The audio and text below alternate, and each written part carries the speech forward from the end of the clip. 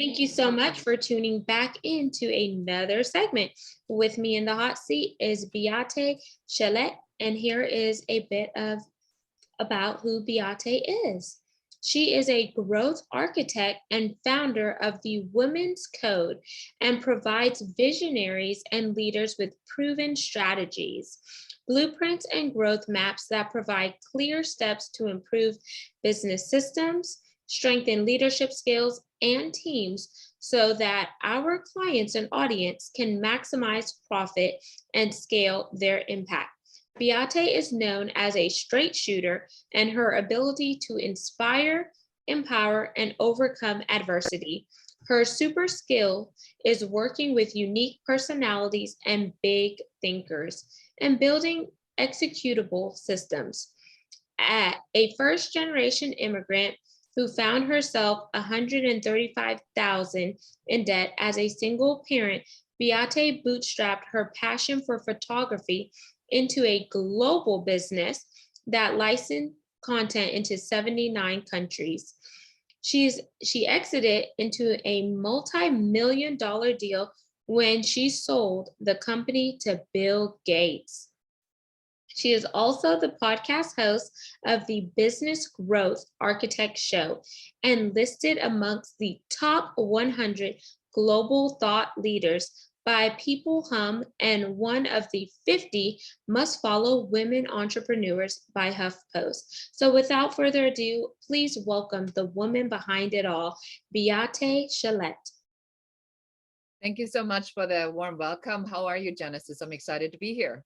I am super excited to have you, Beate, because I always like to read my guest bio when we're actually doing the interview. So there's a wild card factor because I don't want to know about you beforehand because I want it to be very organic. So when I just read your bio, I was like, wow, what an impressive background. Well, thank you. Well, then let's dive right in and let's and I trust you're going to pull all the nuggets out for your audience. Absolutely. So the first question I want to use as an icebreaker. So where are you originally from? Because I'm also first generation American. I'm originally from Germany, and I was born and raised in Germany, and I've been here for a very long time. I jokingly say I've been here in California so long that I'm now a California blonde. Oh, okay. Nice. So let's jump into women entrepreneurship and strategy because from a woman to a woman and me coming out of a corporate background where I spent 15 years in corporate, 12 of those years were in oil and gas and energy. Sometimes I feel like women, we second guess ourselves a lot of time because we're afraid to take that leap of faith because we're so busy at what other people may think or say when in actuality, the ball is in your court and you just have to start by taking action because without action, you're not going to turn those dreams into reality. Let's be honest. Yes, I think that the first thing I would like to point out is that we have to also remember how our entire system is built, the structure of the system is built.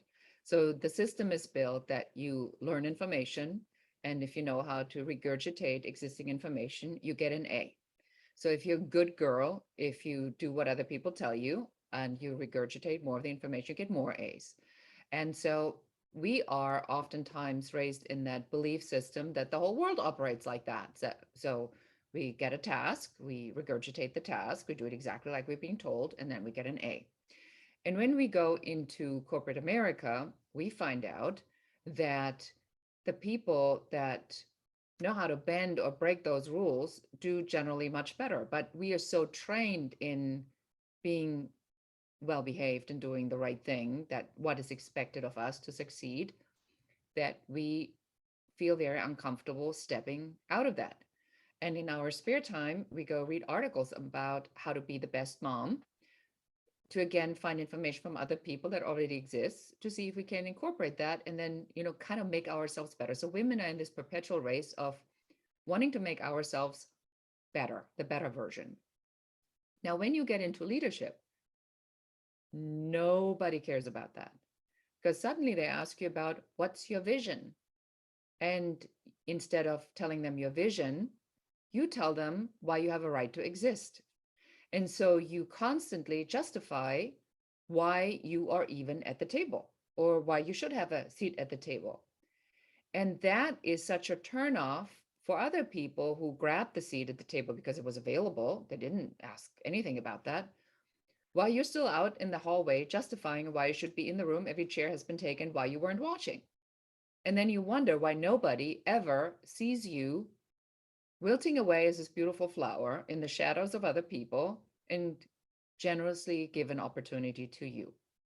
And so as women, we are always challenged to justify our subject matter expertise. And I bet that happened to you after you were 15 years in corporate.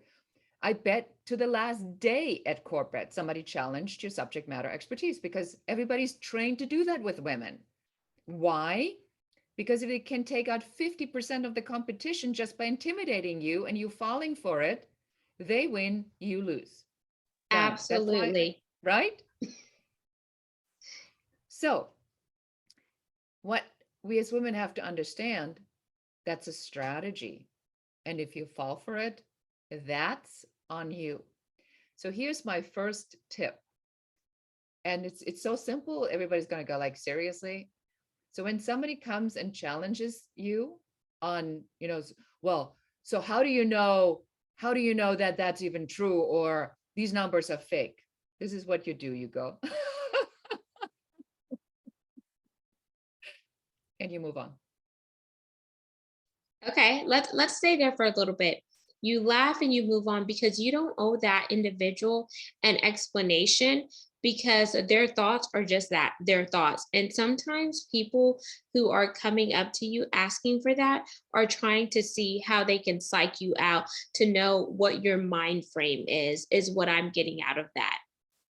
100%. So it is a strategy to find out if you're following it, if you're taking the bait, if you're stepping into a trap, and if you're allowing an old trick, which is to challenge your subject matter expertise, if you're going to fall for that. Because the minute you fall for it, you already lost. The minute you open your mouth and start to explain or justify why you're there, or something, I'd say I'd quickly laugh and say, wouldn't you like to know? And then I'll move on. I mean, you are there as the authority. You have just as much as a right for anybody to be there. And even I get challenged every single day. I have a guy on YouTube and I was publishing data from reputable sources like Gallup and Deloitte. And it says that women in board positions help organizations in the financial industry to get a 60% higher return on investment. I mean, that's a fact. That's a data number. And the guy goes like, you're making these numbers up. And I just go, LOL, take it up with Deloitte. Because yes, you're right. Because you're right. All women are idiots, even though we are 60% of all college degrees. And all men are smart, which is why all men should have the job. Well done. Go ahead, keep going. Great job. I mean, what else is there to say? It's like, you're an idiot. You don't know the numbers. I do. So go ahead, do whatever you need to do. But no, listen, straight no here. And I love that you stood your ground, you had confidence, and you did not allow what his comment to say to sway you. Because how many times do women in professional settings allow a man to sway her decision because she feels like his addition may be more valuable than his? No, his decision is not more valuable than yours, nor is his input. There is diverse thought. And just because he feels a certain way does not make his feelings valid or relevant whenever you are the subject matter expert in the room. You have to know how to remain steadfast and hold your own. And it's going to come with consequences because I've been called aggressive. I've been called, quote unquote, a witch with the B, and etc. And you know what? That's your opinion. I'm sorry that you and I can't see eye to eye, but I'm obviously the subject matter expert here. And I'm the one at the front of the room while you're the one in the chair. Yes, I like that a lot. And that will happen to strong women all the time. Another thing that I do when something like that comes up and somebody comes right swinging at you, I'll do a frowned eyebrow and I do a, hmm, and I'll just pause for a second. For those of you on the audio can see Genesis just laughing right now. She knows exactly what's coming. And so I just do a, that is interesting. Or I say, oh, that's an interesting thought. And here's how we're going to do it. Like you give it no value. The minute you give it value, that's the problem because you're acknowledging that they have a right to say something so outrageously stupid. So you just go, that's a there is a thought, but here's how we're going to do it. And you keep moving on. You will not allow any of this to stop you. And that's how they learn. And what are some other ways that for women or as well as men, because I want to play into it, because sometimes there are men who feel like they're incompetent based on the guy in the room who speaks the loudest or tries to overtalk them because he is trying to overcompensate himself. How can they stand their own and walk with their truths and knowing that what they're about to deliver is something that is worthwhile? Because I see it depending on what industry you're in. Like oil and gas is very cutthroat. And if you are that meek individual in the room, you're going to get ran over. But we also need to make sure that there is respect that's involved because so many times people forget the respect and they forget the boundaries. Yeah, so there's a couple ways to address that. So the way Jeff Bezos got everybody on the same page before a meeting is that no PowerPoint was allowed, but there was a synopsis that the person who was presenting had to write, and nobody was allowed to speak until everybody had read the document. So if you are on the introverted side, or you find very often that you are not getting the credit that you deserve, I would do something very similar to that.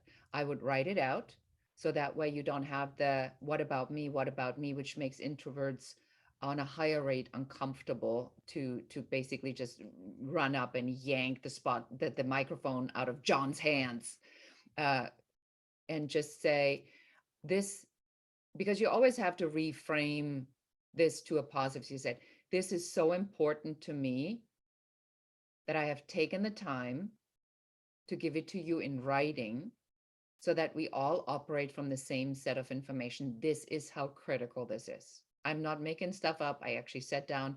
This is in preparation for what I want to say. So here's what let's just have this go around. And I want to give you 60 seconds to review what's on this piece. And then I want to tell you what you're looking at. So again, it is about a reframe of your personal abilities, your personality preferences, and then figuring out a way that works for you to be in that moment. Somebody who is an extroverted, intuitive person, you can throw stuff at them and they will shine. Somebody who is an introverted feeler can't, or is more likely to not be able to do that, but stand there and goes like, man, that just hurt my feelings. And then it was like, oh, seriously, we're talking about your hurt feelings right now? This is a business. This is a business. Facts matter here, right? And boom, you're already out. So if you have a different personality type, then you would say something like, how good is it if your systems and processes are the best there is and people don't want to use them? Don't you think we need to make sure that people want to use your processes and systems? That's what I bring to the table. That's why I wanted everybody to calm down and take a pause and for one moment look at X. Now you Mm. have a very powerful proposition that everybody goes like, whoa, what just happened here? That's what we're trying to do in any situation, whether we're entrepreneurs, business owners, founders, a startup, in a corporate setting, we have a smashing career. As leaders and visionaries, we are always in charge. That's a really good point and strategy, Beate. And one of the other things that I've used, and let me know if you agree with this. Whenever I was delivering a meeting and I felt cut off and someone interjected where their interjection was not warranted, I said, Thank you so much for bringing this to the forefront. That sounds amazing, but let's tailor that conversation and we'll have a sidebar at a later time because depending if there's a C executive in a room or depending who's influential in the room, I don't want to dismiss them because then they could easily say XYZ had a comment and you did not relay to their comment or you did not hear them out because that's a big thing depending on what industry you're in. So how do you feel about that statement? I think you did that. That's exactly what I would do. I probably would add my signature. That is a really interesting perspective. Thank you so much for bringing that up. Let's put it in the parking lot, and that way you and I can talk about it later. But great point. Thank you so much for bringing this up. Back to what I was saying. And then you just move on gracefully. And then you move on. You always move on. Moving on is the goal is always to move on. Yes. And then another question that I had for you, Beate, is you're definitely a force to be reckoned with. You wouldn't have reached the level of success that you have without grit, without consistency and persistence. So tell me, what was it like building a scalable business and then having the ability to sell it to Bill Gates? I think, and I hope it's okay if I say that it's called a lot of oh shit moments where you where you build the business and you go, oh shit, did I just do that? Oh shit, that this just happened, or oh shit, now I have to deal with that because it's always like a domino effect. Like you do one thing and then 15 other things are falling apart. So part of being a business owner is you really have control only over two things. And one thing is the piece that you start with, which is our starting point. The other piece is where you want to go. And so I knew where I was. I knew that I wanted to build an equity-based business that I wanted to sell. I had no clue how I was going to get from one point to the other point. But in mindset work, what you are learning is that you only really need these 2 points, that the path appears when you make the decision for the goal that you are walking toward to. That, I always compare this to the Indiana Jones moment where he's in the Temple of Doom and he has to cross from one side to the other and there seems to be no path, and then he's taking this like step and he's closing his eyes and he's thinking he's going to fall down in the abyss, and then boom, there is a rock. It was an optical illusion. So very much like that for us most of the time, the the path appears and then sometimes you go a step and it is the wrong step. Let's hope you don't fall in the abyss, but there is another way to go there. So what was it like for me? It was an unbelievable amount of work. I was a single mother. I'm an immigrant. I have no family here. And I had to figure out how to build a business in a recession. And I overcame fires, floods, riots, earthquakes, September 11th lawsuit, and a tsunami, all of which caused incredible damages to my business. And I had to start over and over and over again until finally I got to the point where I knew that it had to make money while I wasn't there. I knew that it had to be something that I enjoyed doing, that all of what I've ever done before suddenly amounted to that. And I knew that I needed to get a lot better at strategy, figuring out what is my strategy, what are the systems that I'm building, and how do I build and grow my authority to get to this point. And once I followed that piece, which in my work, as the growth architect, I cover in the 5-star success blueprint, when I work with my private clients and in my mastermind and help people to grow their authority by following these steps, is that you understand that there is really a cadence to business. There are steps, markers you need to hit. And it's different for every business, but the markers are the same. The team's the team. It just depends on who is on your team. The systems are the systems. It's just a question of what systems they are that are right for you. And so you learn that you don't have to reinvent everything on your own, that people have done this before. The expertise already exists. People have successfully mastered this before. You have to follow the path. You have to figure out what the path is, follow the path, and then make it your own and be prepared for everything. And then the day comes and you get the knock on the door and it's a Bill Gates company and they're offering you millions of dollars for what you've done. Well, actually, first they wanted it for free. And they asked, I said, can you tell us how you do it? And I said, absolutely not. It's like, what? Why would I give it to you for free? If you want it, you have to pay for it. And so they said, how much do you want? And I mentioned a multi-million-dollar amount. And they said, okay, fine, let's do it. Yes. So what I heard as you were explaining that was strategy. You learn from your failures, and learning from those failures, you begin to apply what you learned, always seeking knowledge, and the knowledge that you sought, how to apply it back. And another thing, you work not only in your business, but you worked on your business. And when you transition to the on, that's what made your business sellable as well as scalable, because you can't sell a business with yourself because they can't buy you. So you need to work on your business where your business is making money without you having to do the transactional piece inside of your business. So a lot of times when people begin to scale up, they automate, they outsource, and they make sure that they use the rinse and repeat. So that way they could focus their time and energy on something else. Would you say I summarized that well? I actually am going to do one better. You are hired. Please come and be with me every day and do that. Yes, that was awesome. Thank you. And Beate, I want to be respectful of your time commitment. Would you be in a position where you could share those 5 tips high level? And of course, for you listeners and viewers, if you want to learn more information, you need to pay to play.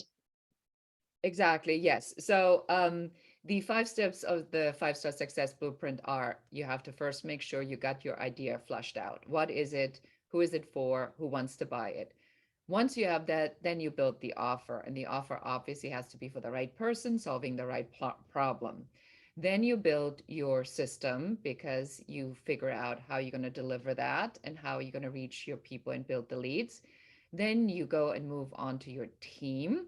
And once you build the team, because only once you have the idea, the offer, and the systems, you even know who you need to manage all of that. And the 5th star of the 5-star success blueprint is you stepping into your leadership, because that's when you have to back off on the ownership and step more into being a leader. Beautiful. So I wrote those down briefly. So flesh out your idea, build your offer, build your system, build your team, and step into leadership. And those are just high level, y'all. So definitely there's more components that go involved into that.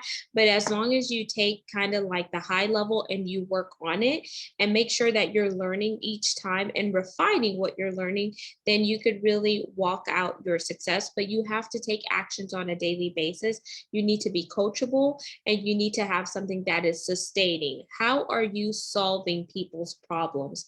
How are you adding value? How are you being an asset versus a liability? So, Beate, what is your call to action for this segment? Yes. So for everybody who has listened and heard something that they're inspired by, you can, of course, follow me on Instagram, listen to my podcast, The Business Growth Architect Show, or go to successblueprint.biz and get your insights on the 3 essential foundational elements on how to grow your authority and scale your impact. Woo. And you know what they say? Construction people and architect folks can't build a sturdy home without that blueprint. So just like they use a blueprint, you need to have a blueprint for your life, for your business, and combine the two so you can live life optimally. Until we chat next time, make sure you subscribe and share this segment. We're on 40 plus platforms. For those who want to see the video, you can find us on YouTube at Gems with Genesis Amaris Kemp. And lastly, but not least, I want to shower you all with gratitude and thank you so much for listening to my guests and myself with the topics that we bring to the forefront. Because of you, we're now ranked in the top 3% globally out of 2.8 million podcasts per www.listennotes.com. So thank you so much for your consistent support. And until next time, peace, love, and lots of blessings. Be an asset, not a liability, and level up in all areas of your life.